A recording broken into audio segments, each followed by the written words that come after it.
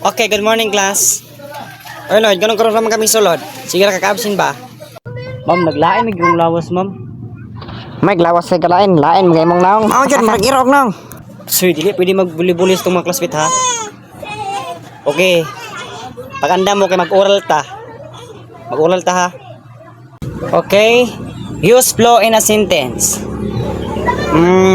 Mr. Torpe. Ma'am, the sky is blue. Okay, very good. Next, ikaw na po, Lloyd.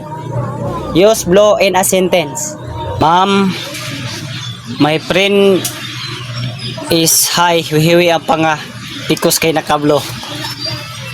Unsay high kay nakablo? Pagtarong na zero ka, zero.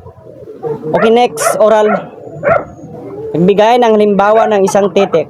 Ma'am, apple. Okay, very good. Next, ikaw na po, Lloyd. Magbigay ng halimbawa ng isang titik. Ang aking kaibigan ay pisot at bahog tik-tik. Unsay pisot, bahog tik-tik? Binuang na kinay mga Lloyd ha?